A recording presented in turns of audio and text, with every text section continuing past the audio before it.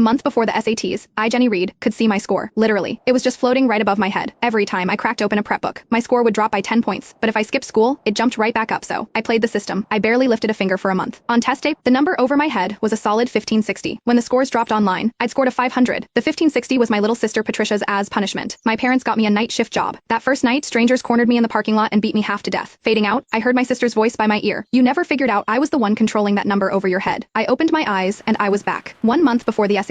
Hey, my sister said, all fake sweetness. Want to study together? I looked at the practice tests in my hands. Without a word, I pulled out my lighter and set them on fire. I am not studying. My score ticked up to 1310. I caught the sly smile she couldn't hide. She had no idea. The real performance, the one I'd been rehearsing just for her, was finally about to begin. The score above my head was a trap that would detonate if it fell too low. Studying was a death wish. My sister, Patricia, was the one controlling it. I spent the night at a bar, and on my phone's feed from the camera hidden in her room, I watched her celebrate. She is probably out partying. Thrilled her score is going up. She actually thinks she is going to score a 1530. That is my score. Watching her, I let out a cold laugh and killed the feed. She had no idea. I just cracked the code. The real game was about to start. I let the chalk clatter onto the floor of the bar's private room, the walls covered in formulas I'd been studying all night. The score floating above my head hadn't detected a thing. I called my sister. They won't let me leave the bar. I need you to Zelle me some money, now. She sent me $1,500, every last dollar of her savings. With her money, I funded a carefree month of secret prep on exam day. I finally dragged myself home, looking wrecked. The number above my head glowed 1550. My father's slap came out of nowhere. A whole month at some bar. Why even bother taking the test? He kicked me toward my room. You are not going. Dad, she has to take it. My sister panicked. After the grueling exam, my sister skipped out beaming. I aced it. Can we have a big party on score? Release day? Watching her bask in her misplaced glory, a slow smile touched my lips. Get ready, score? Release day? The hotel ballroom was packed. My grandmother had declared that whichever granddaughter got into the better university would inherit her entire stake in the family company, the majority share. My sister Patricia played the victim for the crowd. Jenny spent the whole month before the exam partying. How could she possibly have done well? My father tossed his car keys on a table. If you get into a better university than Patricia, the car is yours. I sneered. Bet the family estate. Finally goated, he announced before everyone. Whichever of my dollars gets into the better university will receive everything, together with my mother's shares. The College Board website went live. My sister stepped forward like a queen. Let me check mine first. A moment later, her score flashed on the giant screen. 1550. The room erupted. My father shot me a look of pure contempt. From now on, you live off your sister's generosity. Patricia shoved a laptop toward me. Your turn. Under everyone's stares, I typed in my information. The screen refreshed. Score. 540. The ridicule was instant. Pathetic. Patricia laughed triumphant. Jenny, on your knees now. When I refused, a bodyguard forced me down. Patricia placed her heel on the side of my face, grinding my cheek into the floor. Patricia, I growled. You will not get into a single top-tier school. Oh, really? She chirped, grabbing my chin and forcing my head toward the ballroom entrance. Then you are going to love this. The admissions officer from Gravman University had just walked in. She leaned down, her whisper a venomous promise. You are going to watch them hand me my acceptance letter. With a final, gloating laugh, she released me and strode toward the officer, the picture of victorious grace. But the moment she reached him, her brilliant smile shattered. The officer spoke, his voice cutting through the silence. Patricia Reed, we need to discuss the serious anomalies in your application and test submission.